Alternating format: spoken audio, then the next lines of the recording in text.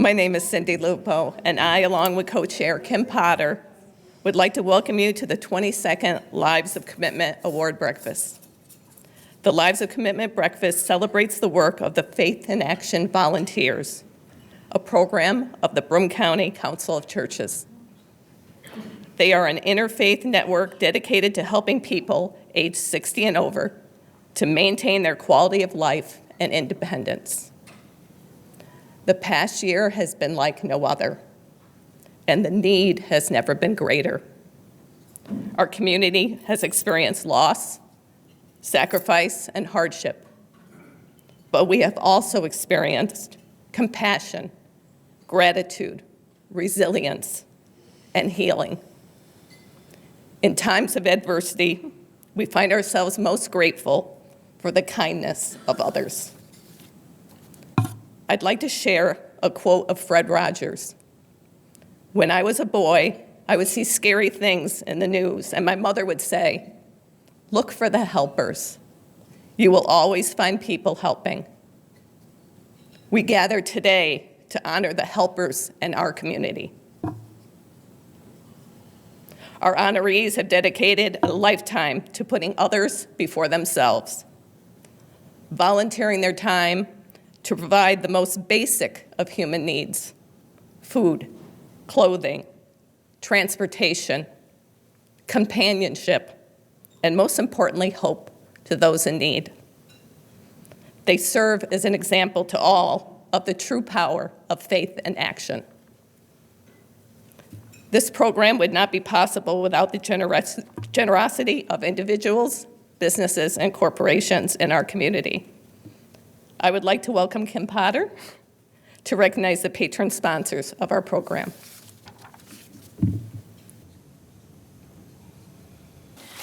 Good morning, everybody. I am so happy that we're able to be together this morning. It is great to look out and see faces and smiles again. I miss that so much. As you know, this wouldn't be possible without our love and support of our community and some special individuals that I would like to take a moment to thank.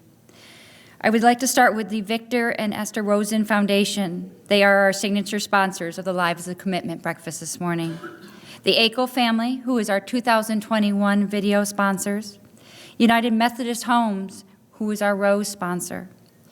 Now for our patron sponsors, the Aco family, Columbia Financial Group, Good Shepherd Communities, M&T Bank, NBT Bank, Sam A. Lupo and Sons, Inc., Tioga State Bank, and United Methodist Homes. Again, thank you for your support.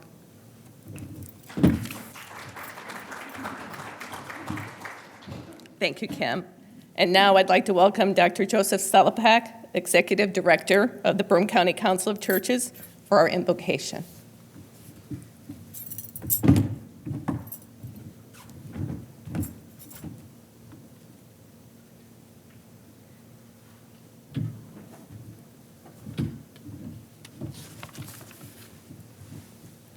Let us pray.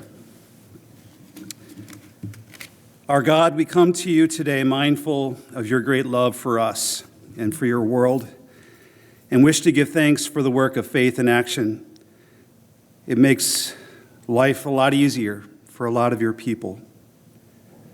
We give thanks that in spite of the violence and warfare that marks the news and clutters our airwaves today, you have not given up on us.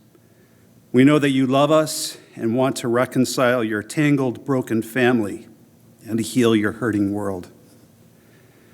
Give us a vision to see how these volunteers and the good that they do help bring healing and wholeness to this world.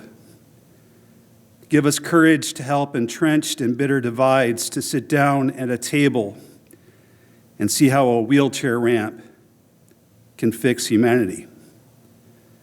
Help us in our efforts to feed the hungry, clothe the naked, and bring a cup of cold water to those who thirst for a new day of peace and mutual understanding in our world.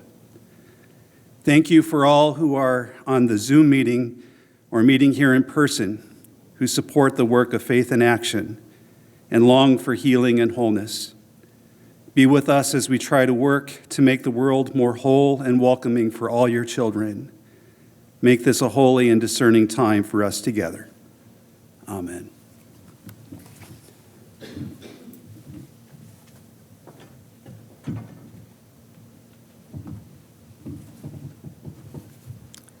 And now it's my pleasure to introduce Susan Spencer, Director of the Faith in Action Volunteers, who will begin the recognition portion of our program.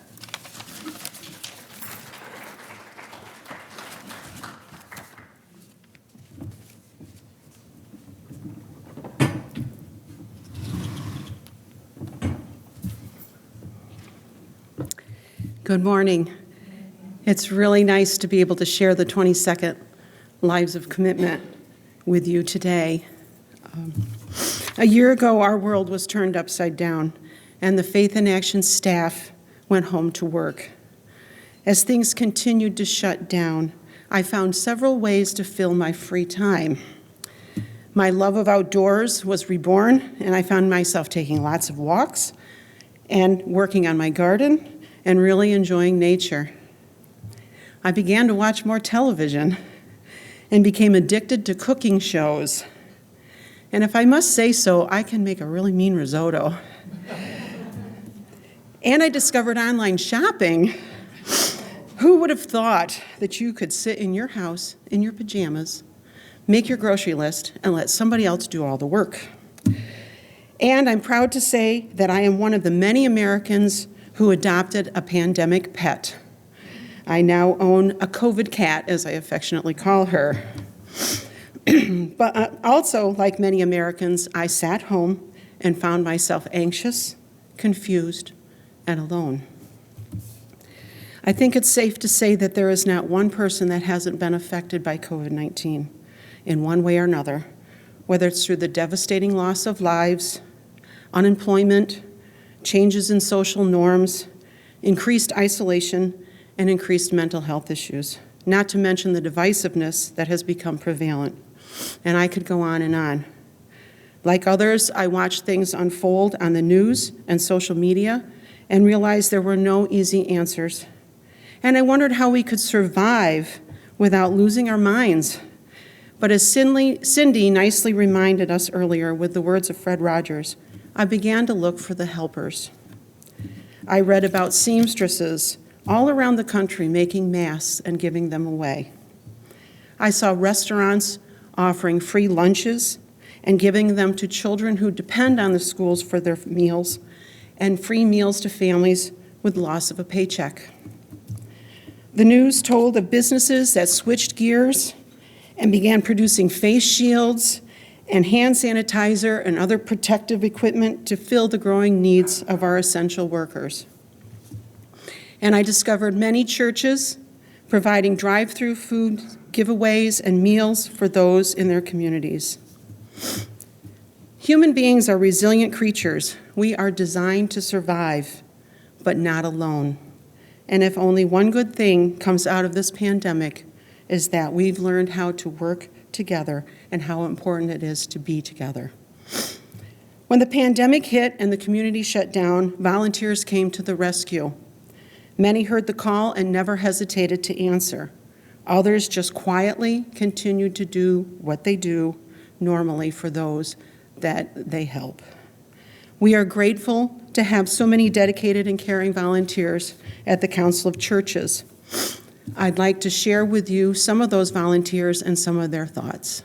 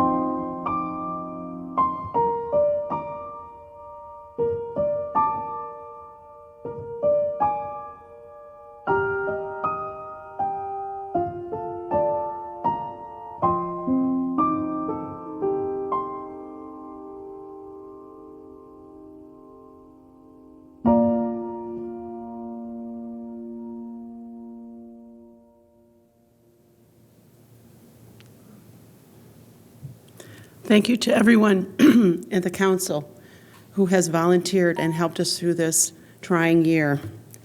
And now we move on to introducing this year's honorees. Our first honoree is Kay Hahn Kassler, who is the Faith in Action Volunteers honoree. I found it really hard to find the right words to describe her, and I think it's because she seems to be able to do everything so well. She can take care of phone calls faster than a speeding bullet. Her unique psychic spidey sense helps her call just the right volunteers to fill those rides. And when it comes to rescuing seniors in need of rides, she's a caped crusader. I see a theme here.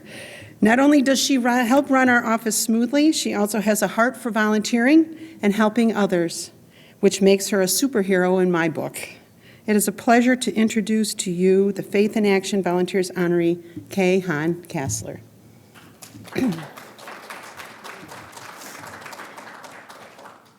Well, I work at the office at Faith in Action Volunteers, one morning a week, scheduling drivers for the clients.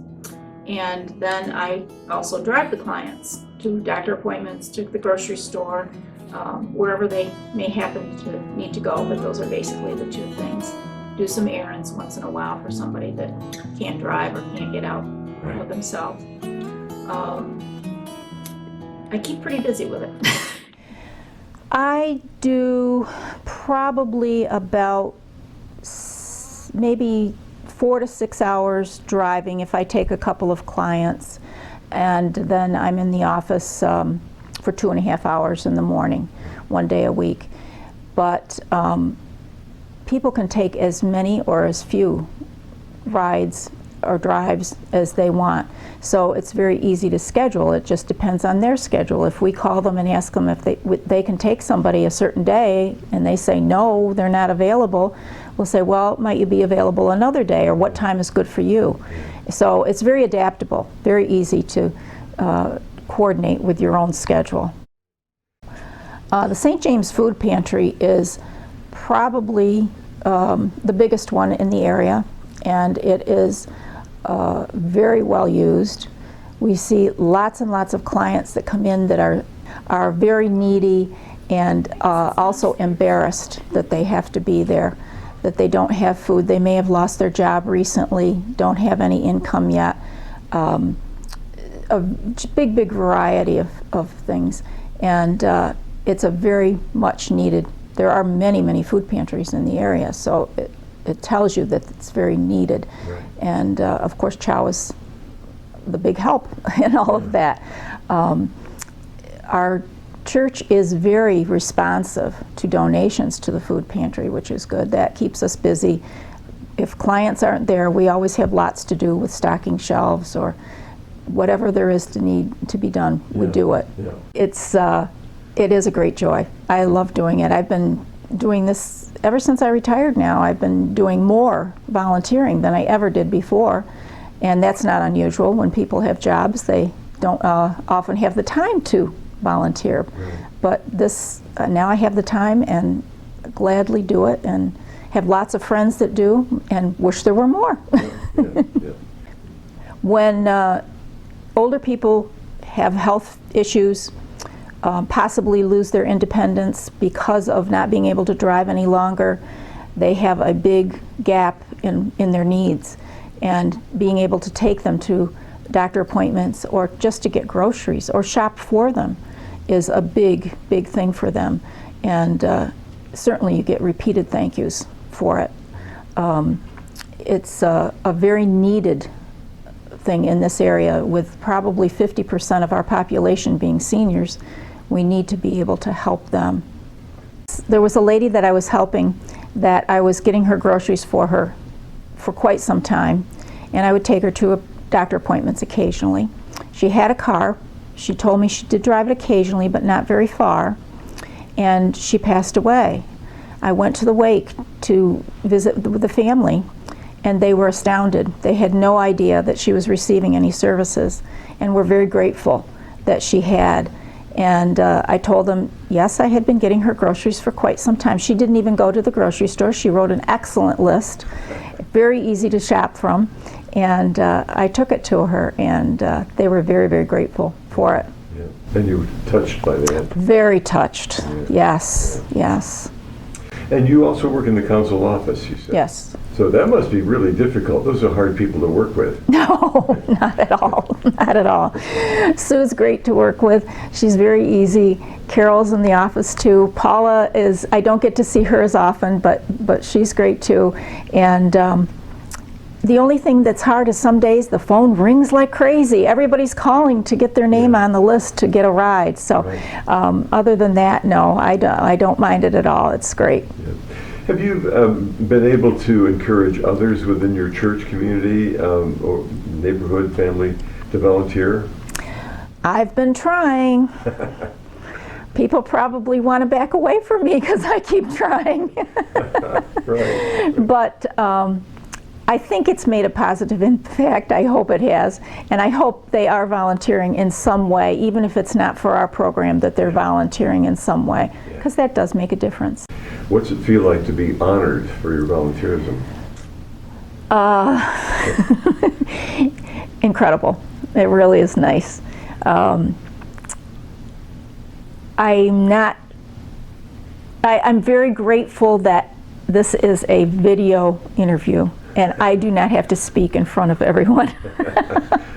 That makes it great.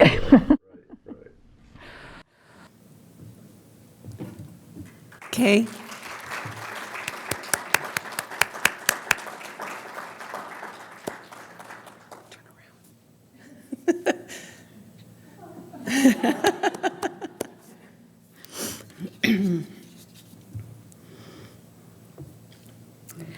When we asked this year's council honoree, Ida Taft, what inspired her to volunteer, her response was as lively as she is. She said, and I quote, "I'm Italian. We all have the need to feed everyone." As a long-standing volunteer for Chow, Ida runs the food pantry at All Saints Episcopal Church in Johnson City. Making sure everyone feels comfortable and welcome, she provides not only food for the body, but food for the spirit. Italian or not, her enthusiasm and compassion for those she serves is an inspiration to us all. I am pleased to introduce the Broome County Council of Churches honoree, Ida Taft.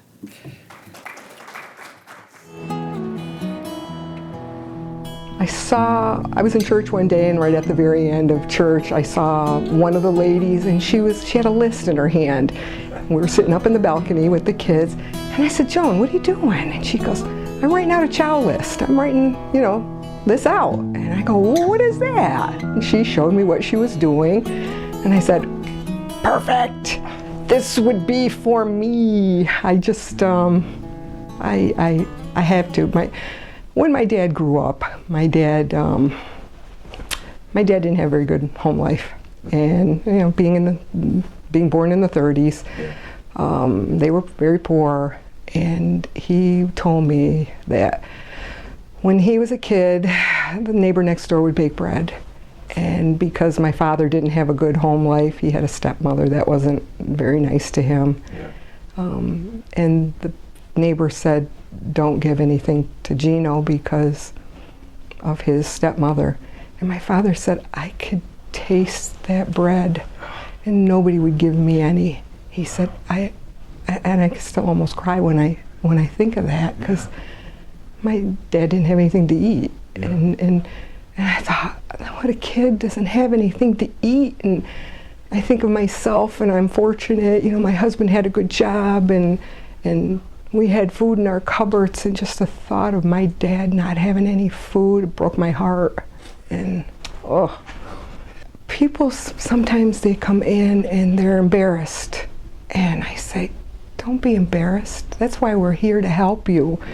Try to make them feel comfortable, and some people will tell me their stories of why they're here, and it's heartbreaking because I know, and you just try to make them feel comfortable, and just spend a little time and attention with them. It's So you build a relationship. You do. We've had some families that have been coming for quite a long time, and it's like, I don't even ask them. They know, they see my face, and they're like, hey, and I'll get hugs, and I'll give hugs, and you know, it's like, sometimes I have one family that comes in, and he's a big burly guy, and I'll get a great big hug from him, and it's makes you feel really good. We each have a day. We're open from Monday to Thursday from 10 to 11. Our families come in, and so basically it's, you know, just an hour, but I'm the one that gets puts the orders in when we have an order to put in, because we don't very often, because my family, let me tell you, my church family, they are so generous. All they do is say, chow needs, and it's there. We have a basket when you first walk into the church, and people put food in the basket. We have a couple of families that will actually donate to a chow fund for our church, so I can go out and buy things if we run low. So we have an awesome church family. We have extra things that are given to us, like hats and gloves, and you get to know and you build a relationship with different people, and your heart breaks because you say, by the grace of God go I, and I'm so thankful that I am okay and my family's okay. And right now I'm on my 31st year. Wow. Yes. So I love it. I love it. What would you say to issue a recruitment or an invitation to do some volunteer work? Helps your heart.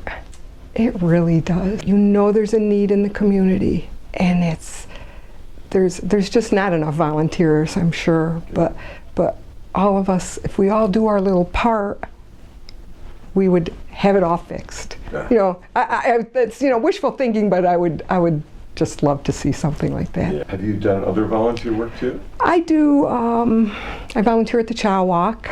I've been giving out the T-shirts for mucho years. I was on the committee for the Chow Walk. I do a lot at church. I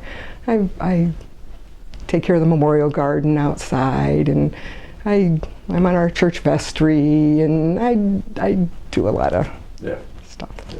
What did you feel like when somebody called and said, we'd like to make you one of our volunteers? I'm kind of like a behind-the-scenes person, and it made me proud. It made my kids proud and my grandkids. I can't put into words. It was just, I was thrilled.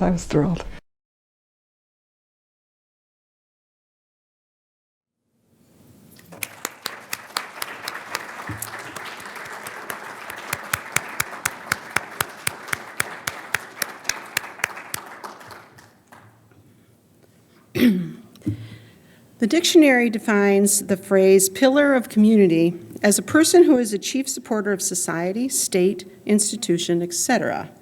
A Binghamton native since birth, Dave Goulden is familiar to many through his law firm Levine, Goulden, and Thompson.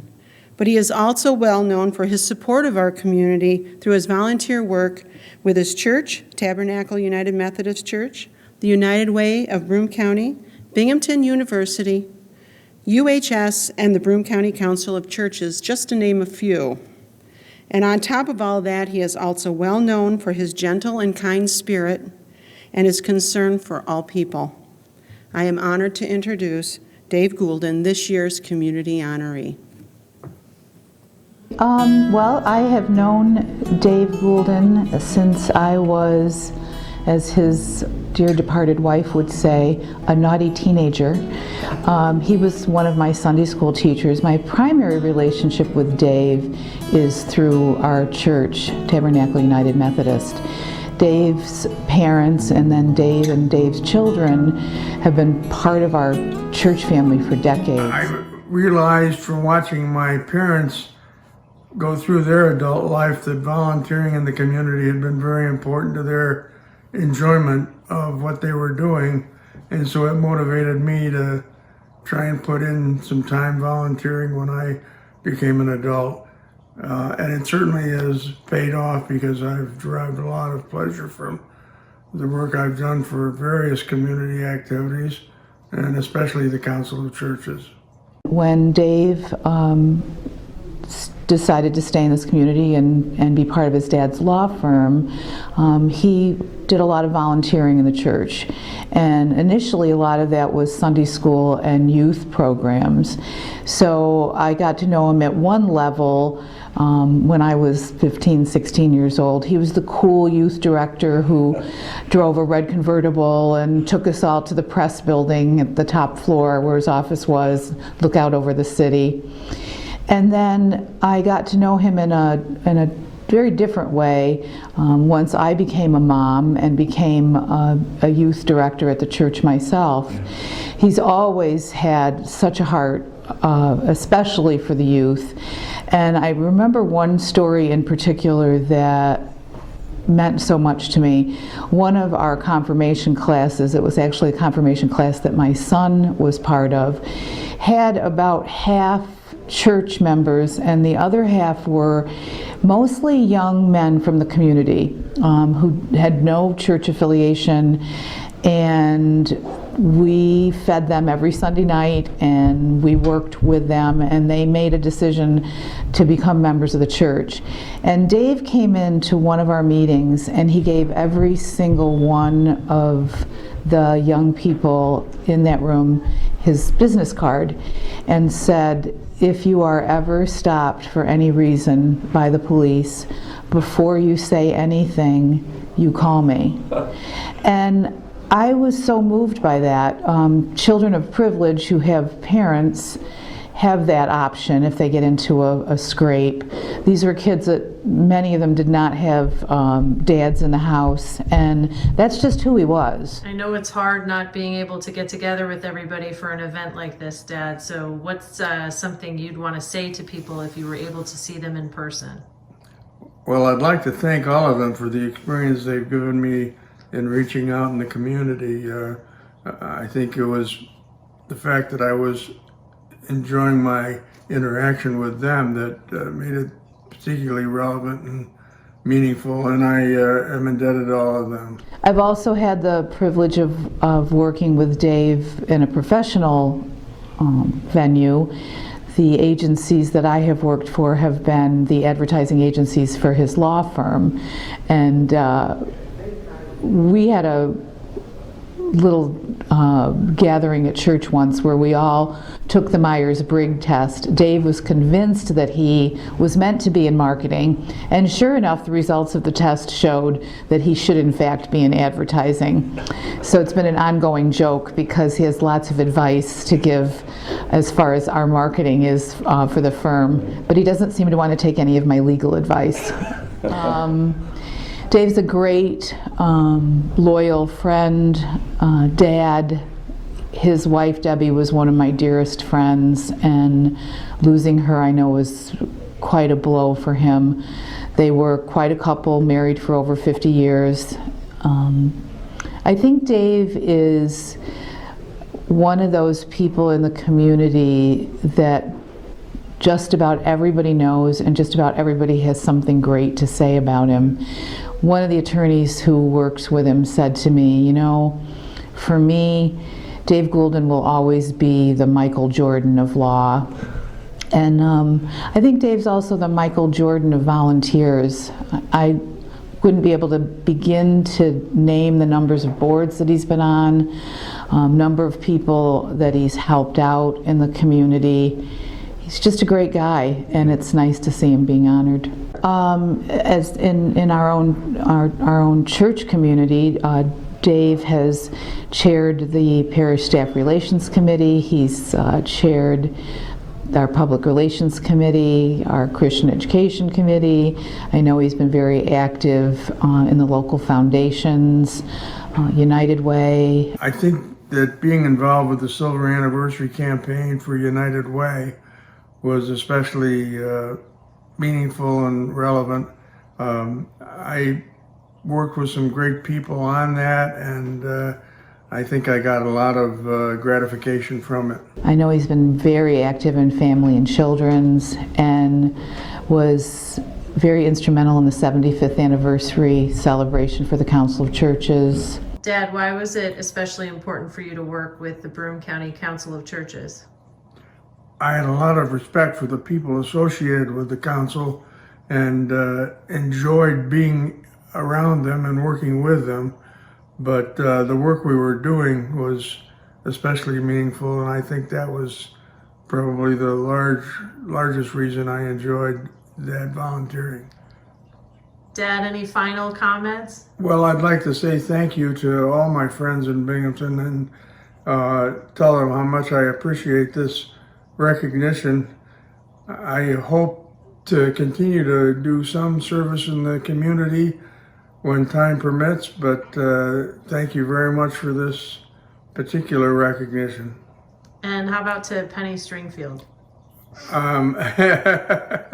I certainly want to thank Penny Springfield for accepting the award in my name and thank her for a long time friendship that has meant very much to me.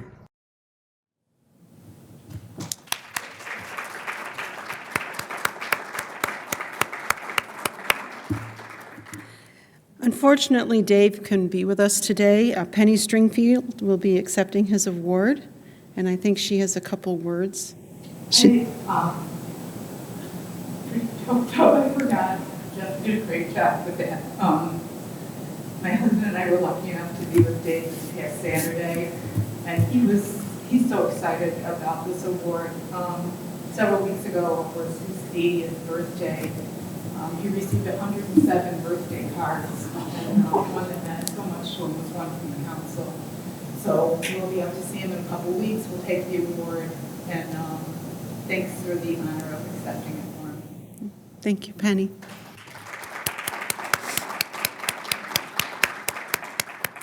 Let's give one more round of applause for our three wonderful honorees.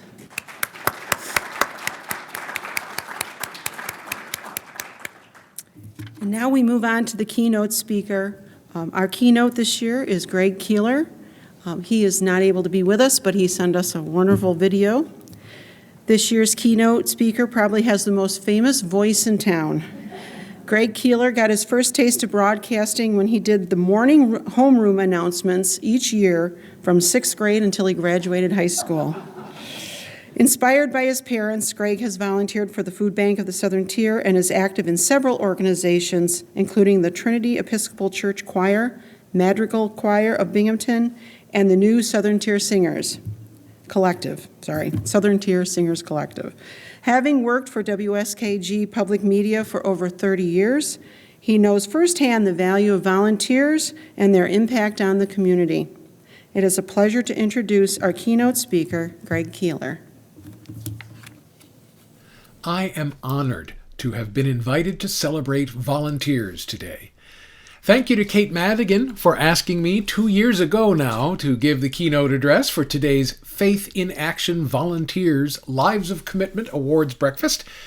Thanks to Paula Johnson with the Council for helpful communications. And special thanks, and as the kids say, big props to all Faith in Action volunteers for everything you do, especially today's awardees. I've worked in nonprofit situations for my entire adult life. After graduating from Ithaca College in 1983, I was a dorm director in St. Francis Hall at St. Bonaventure University, the year New York State raised the drinking age from 18 to 21, thereby removing much of the traditional entertainment at St. Bonnie's. After that, I substitute taught in the public schools for a year, back when Madonna was huge and every high school girl was wearing neon scrunchies for bracelets, wearing lingerie outside their clothes, doing their best to emulate the singer with so many hits on the radio. Then in 1985, I was hired to play these round black things called records for WSKG Public Radio, classical music. The station was only 10 years old at the time. I'll celebrate 36 years this coming August with WSKG, but I've done many different things with the station over those years. Broadcasting has changed so much we don't usually refer to our building as the station anymore, as we serve so much of our product over the internet these days. Like many WSKG employees, I was a volunteer before I became an employee. In high school, I volunteered at the auction at WSKG's Endwell location in the old Hooper School. They didn't let high school kids do what I really wanted to do, to be on TV. We ran bids back and forth from the phone operators to the bid boards across the studio. By the time I became an employee, that job was obsolete, as some genius in the engineering department rigged up an intercom system to connect the different parts of the studio. I volunteered for several years, gradually being allowed more and more important positions until I was allowed to be a volunteer auctioneer on WSKG-TV. That was a lot of fun. I usually volunteered at auction as part of one of my groups like the Summer Savoyards, our local Gilbert and Sullivan theater group. I really enjoyed the camaraderie of working together on a big project like the WSKG auction, with nearly 100 volunteers present in the large former gymnasium that was now the TV studio.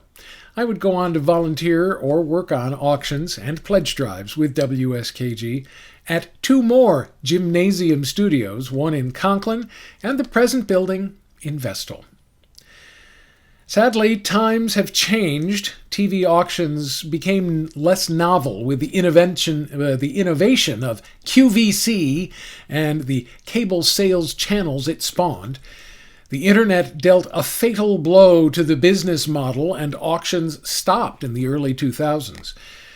To this day, 20 years later, I still get stopped by strangers who tell me how much they miss the auctions.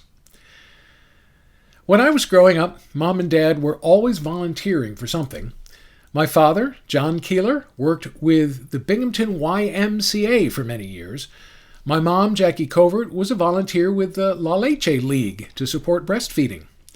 I particularly remember my parents organizing door-to-door volunteers for what we called then the United Fund, later to become the United Way. Mom had meetings, much of the time on the phone, lots of people stopping by to drop off or pick up things, and our living room would be spread with piles of materials by location as Mom organized which volunteer would get which assignment. It was a lot of work and a lot of commitment to the good that organization could do and continues to do for our community. Mom invited me to volunteer as a teenager, working to help a young man who had been badly hurt in a motorcycle accident. He could no longer walk. His mother had organized a cadre of volunteers to do patterning, where we would give a kind of physical therapy, moving the guy's arms and legs as if he were crawling. The hope was that through our help he could learn eventually to walk again. I learned much later that the technique of patterning was largely dismissed by science as ineffective and based on an outmoded understanding of brain development. But the sense back then that through our efforts we might move the needle and help this guy an inch or so toward walking, that meant a lot to me. I remember the hope in his mother's voice as she described the process and thanked us for our efforts. I don't think as a teenager I expected going into it to feel my volunteer work was worth anything, really. I kind of did it because Mom asked. But I really did feel it was worth something. I got caught up in the sense of accomplishing something good while working alongside with others. For me, it was about the people I was working with side by side, together enjoying what we were doing as we did it, and also why we did it. I've sung in church choir for most of my life. Singing has always been one of my very favorite things to do. As a kid, my main motivation was simply how much fun it was to make music. Over time, I've come to appreciate even more what our music making means to the people we sing for. For me anymore, it's not about getting applause for high technical quality. I could never pursue a career in opera, for example. I can count on my fingers the number of times I've been paid to sing in my life, and it's always felt a little weird, because singing for other people gives me a sense of being glad I have singing to offer to others. I love to do it, and some people love to hear it, and that really feels great. Something I love to do fills a need and desire somebody else has. I monitor a lot of social media for work. The kids enjoy poking fun of our pandemic by referring to it in a silly way. They'll say, "When this panda bear hit," or I'm not going to go out in the panini. I'm sure tired of this Pandalorian. Well, anyway, when the Panera hit a year ago, the first major change in my life was the cancellation of a concert of Gregorian chant that one of my community choirs had been working on. We were forced to make the decision less than a week before the concert, and of course the posters had been printed, advertisements had been run, and notifications had gone out to every church and community group we could think of that might be interested in Gregorian chant. We had a lot of canceling to do, as it was a new thing that our leaders were suggesting we really shouldn't be gathering in groups right now, and that the disease was communicable and potentially deadly, and so began one of the longest years of my life, and I'm sure of yours too. But for me, it was no more seeing my Trinity Church Choir family on Wednesday nights and Sunday mornings. No more seeing my Madrigal Choir friends every Sunday afternoon for rehearsal. No more preparing chant concerts and other sublime music with the Southern Tier Singers Collective. Right after that chant concert was canceled, it became clear that church services weren't going to happen in person either for a while. I had no idea a while would stretch into this long year. My experience with audio-video production, social media, and internet streaming led me to offer to help to stream our weekly church services on the internet from a Zoom meeting with the priest and lay readers. We decided to use a PowerPoint presentation for the liturgy on screen. For some reason, all that tech did not go well that first Sunday morning as we attempted to stream live to YouTube from Zoom. I had read up on the procedure and I had practiced, from one computer to the other, but the morning of, there were just a few too many variables and we had many errors. We tried the live thing for several weeks, even adding in recordings of our organ, choir, and handbells. The music didn't sound very good over Zoom, and there continued to be miscues that were quite frustrating. After 3 or 4 weeks, I suggested that we pre-record our Zoom liturgy, and I offered to edit in the music recording so that everything would flow more smoothly. It ended up working much better for us. Trinity's music program, you see, has a long history of excellence in support of worship, and it has many supporters in the church. Over the years, several parishioners within and outside the choir have made it a habit to record our singing, mostly in evensong and other offerings outside of worship, which fortunately we had been doing quite regularly. It turned out we had many years' worth of recorded music, and a few blessed recordings of Easter and Christmas services that sure would come in quite handy. I developed a weekly rhythm of recording the Zoom liturgy with priest and readers on Thursdays, taking Fridays off from work to begin the editing, finishing up the editing on Saturdays, then uploading to YouTube and Facebook. I thought this rhythm might happen for a few weeks or months tops, then we'd be back to meeting in person. Remember when we thought that? Well, as we all know, it's dragged on longer than anyone ever wanted it to. After a couple months, I ran out of vacation days and had to shoehorn my video editing into fewer hours of available time. Fortunately, I was getting better and better at the weekly video editing. Trinity's organist choir master Tim Smith began to gently suggest some more ambitious projects, such as a virtual choir. You know what that is, right? Tim would record an organ accompaniment in the sanctuary, and then we'd distribute that organ recording to all of the choir singers, and each of them would make a video of themselves singing their part while listening to the organ. Then they'd send those videos to me, I'd synchronize the videos, mix the audio, and create what we began to call the Brady Bunch video effect of the choir singing together on the screen. Talk about a strange process. Stranger yet for some of our choir members who just don't like to play with gadgets as much as I do. We set up a tech support team who reached out to each singer to gently walk them through the process, and we developed a cadre of regular Brady Bunch singers who've done a lot of singing alone at their computers over the past year. It's just such a strange thing. The whole reason we usually sing in choir is because we love to sing with each other. Whether making harmony or singing in unison, hearing our friends and blending together is just sublime. I never in a million years thought I'd go a full year without doing it at all. So it's time to record your choir part alone there at the computer. You have to imagine your friends singing around you, and then bravely sing a solo to your computer while listening to the organ. It's not easy. It's actually kind of nerve-wracking. Well, it's honestly not actually a whole lot of fun. You have to use a lot of imagination about the final product. Then a few weeks later, Greg will have done the tech magic, and up there on the screen you'll be, singing from your living room with 20 or so of your church choir friends, also singing in their own little Brady Bunch window. And if I do my audio mixing and sweetening job correctly, it sounds like a choir. We're singing together for our congregation again. It's really quite a feeling.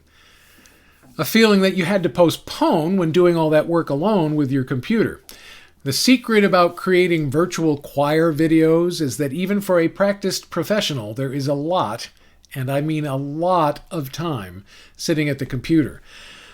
And not every church has access to an audio mixer, video editor, choral musician person who can find the 20 or 30 hours of mixing and editing that goes into creating just one short virtual choir video.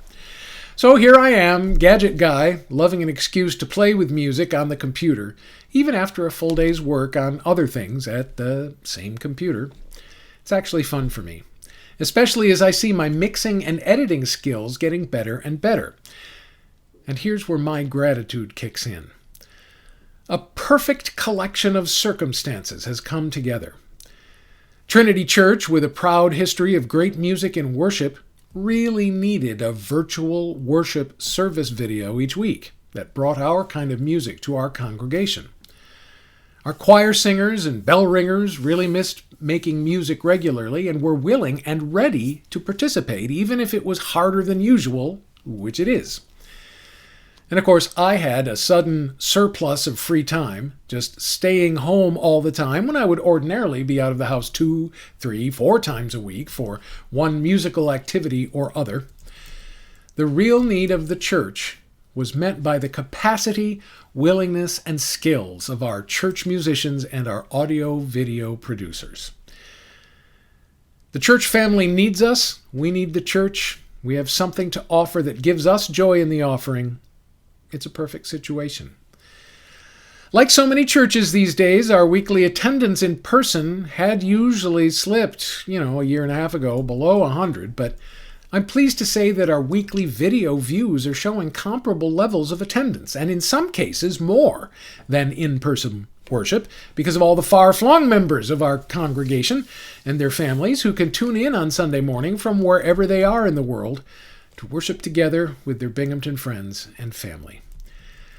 I could spend a lot of time playing you several of our creations, but I'll suggest you visit us on the web, trinitymemorial.org. You'll see a link there to our YouTube page where you can see many of our best virtual choir recordings, including one with orchestra. But I do have a short orison to share with you now. It's less than a minute. This was always one of my favorites when we sang it in services together. It's a prayer by St. Richard of Chichester, set to music by Harold W. Friedel. Day by day, dear Lord, of thee 3 things I pray, to see thee more clearly, love thee more dearly, follow thee more nearly, day by day.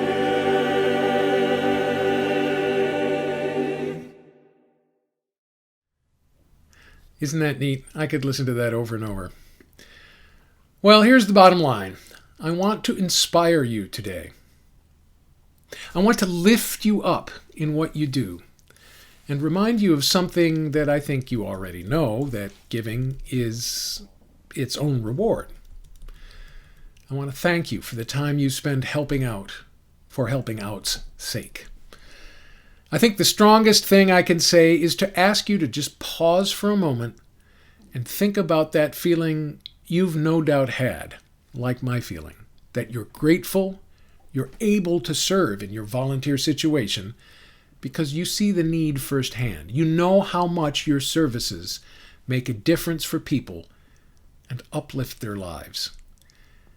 And at the end of the day, you're glad you can offer what is needed. Somebody should be really doing this right now, and I'm awfully glad I have the skills, the energy, and the time to offer to this situation. There's a special place in heaven for caregivers, I'm convinced. Congratulations to each of our award winners today, but, this celebration, all of this, we're late to the party, basically. You award winners have already reaped your reward in giving to others as you do. My gratitude for your work in the community. And to all of you for listening today, thank you. Thank you very much.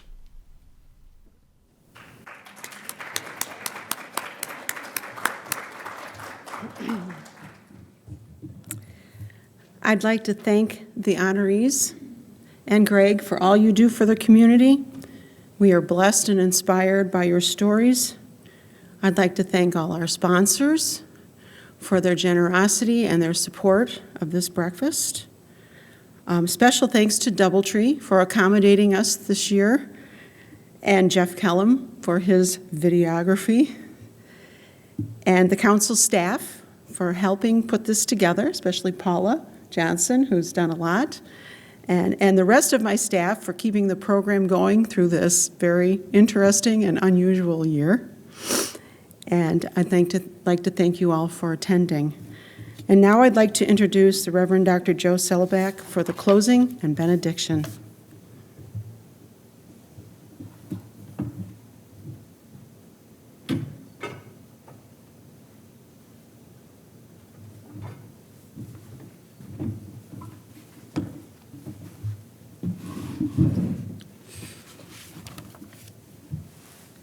It's been a tough year for me. I'm a people person.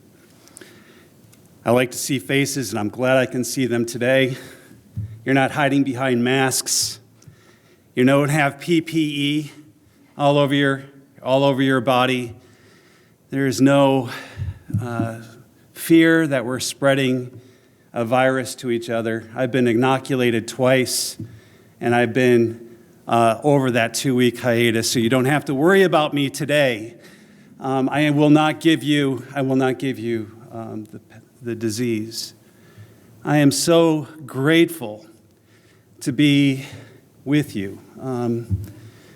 It was the hardest thing that we had to do was cancel this event because this is my favorite event of the year. I love being with you, and it's part of what makes me tick. I've been here for 15 years at the Council of Churches, starting my 15th year now, and I had to really work hard to get to the point where I was willing to let this go for a year.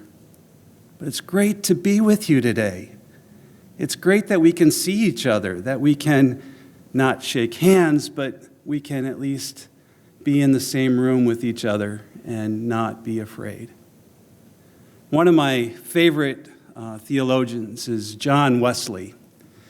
And John Wesley has a particularly meaningful quote that I would like to share with you today. He says, "Do all the good you can, by all the means you can, in all the ways you can, in all the places you can, and at all times you can, to all the people you can, as long as ever you can." Do good. Why would he say that that's a great thing? Well, because God is good, right? You know, if I were in a group of If I was in a black church, for instance, and I said, God is good, they would look up at you and go, all the time he is good. All the time God is good. And it is God's goodness that we participate in when we do good. It is God's presence that we invoke when we do good. God is real when we do good. God is love, yes, but we are also partaking in God's presence when we do good. And these people that we honor today, they do good. They are good. And because of that, God's presence comes to life. When we do good for each other. The Greater Good Grocery started in the midst of a pandemic, something that we've been working on. Steve calls it his grocery store because he is the president of the board, and of course it's going to be his grocery store. We are opening, I would never tell you that a pandemic is a good time to open a grocery store because you have supply chain issues, you have technical issues, you have a frightened population who get into the certain patterns of behavior. But we opened something during a pandemic. Can you imagine that? That had to come because there were people like Steve Heiss, people like our board of directors, folks who saw a vision for something and wanted to see it grow and come to life. They wanted to do good. Chow came to life during the midst of the pandemic. 2.7 almost million pounds of food, a record, because people wanted to do good. 2.7. We ended up having to take volunteers, and they all took deliveries to go home in order to do that work. Faith in Action does good work. Faith in Action has been very active during the pandemic, making reassurance calls, right, Carol? Been doing a lot of good work in order to make God's presence come to life for those who are distant. We have been trying our best to do good work at the council. And you know that every year at this point I give you a challenge. Those of you that are here, please take a rose. Take these roses. We don't want them to go to waste. Take a rose and bring it to somebody who you think could use a word of encouragement today.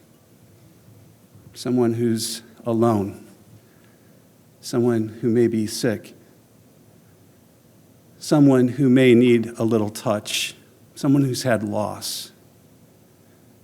Take that rose to them. I know it's not a hug, but it does mean something.